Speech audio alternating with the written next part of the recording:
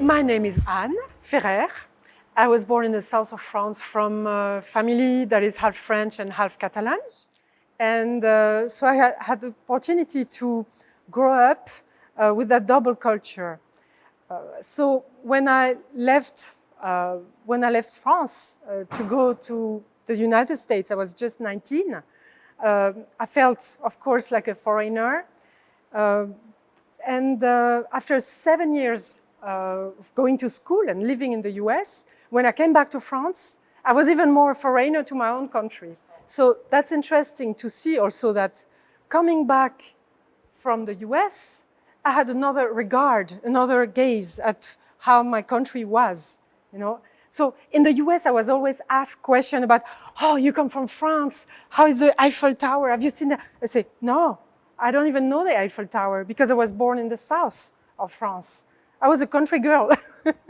And when I came back to France, I was having that distance to look at my country and the cliché of my country, you know, the fashion, the food culture.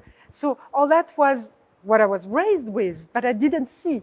And it's always when you get away from your own culture that you learn to look at it with distance, irony, and fun.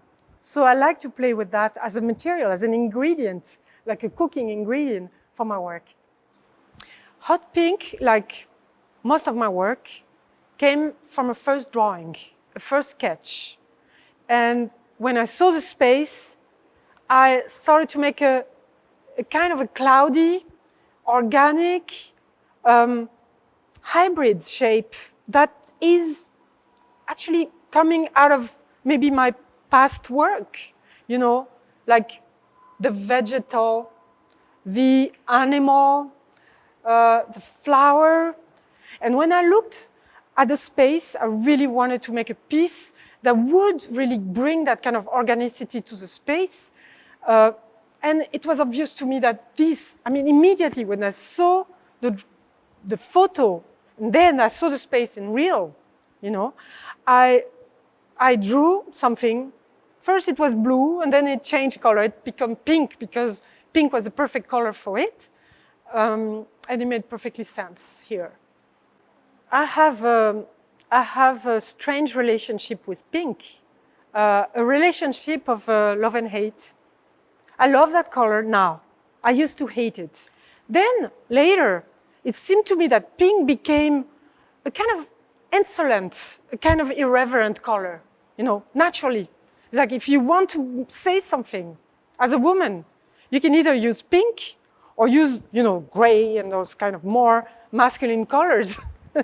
It's funny to say it like that, but pink, what if you say something nasty with pink? I mean, it's great. I don't mean I'm saying anything nasty here, but I'm saying I want to say something bold, you know, something that is blom, imposing itself, radical in shape, but at the same time, it's soft, you know. And I have a little bit this character too. It's like, I like that kind of a, you know, contradiction. And all my work is about those contradictions between something very delicate, sophisticated, gentle, cliché female and feminine, and at the same time, something pretty violent, almost disgusting. They could look like tribes. Anybody can look at this work, and like most of my work, and see something gorgeous or something disgusting. It's kind of in between. I like to make it so gorgeous that it becomes nauseous. Why is it so disgusting? Why is it so cute? You know? And I like that the two things, how they imbricate. And it makes sense. They do make sense to me. So we invited Anne Ferrer to come.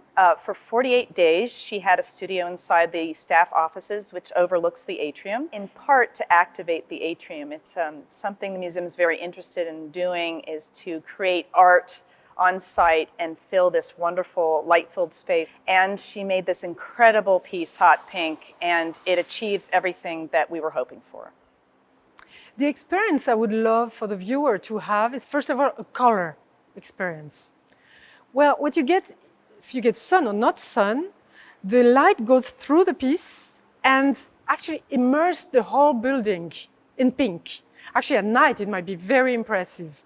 But during the day, it's just almost transparent, and it projects some pink everywhere. So it's La Vie en Rose, first of all, the life in pink. Then, what I would like the viewer to get is up to him or her. It's funny because just by working here, I've seen the reaction of the people, and most of them are smiling, which is fantastic for me. It's already a gift, you know, being able to make people happy or smile. But not just that. Some of them say, oh, what is that? Oh, it looks like a big potato, or it looks like a strange kind of creature. So anybody can see something. I even saw someone, like a small person, like a kid, say, oh, it looks like a Pokemon or something that has that kind of a fractal, hybrided quality. And if it's not figurative, it is for some people, you know, and I like that.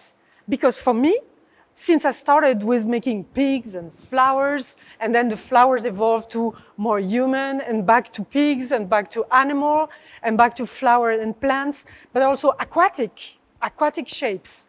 All these mix up, and I love that idea that I give the freedom to the viewer to see what he or she wants to see. And anybody can see something, you know, and you want to touch it, even though it's unreachable. You want to be close to it, and if you don't embrace it with your hand, you can embrace it with your eyes, you know.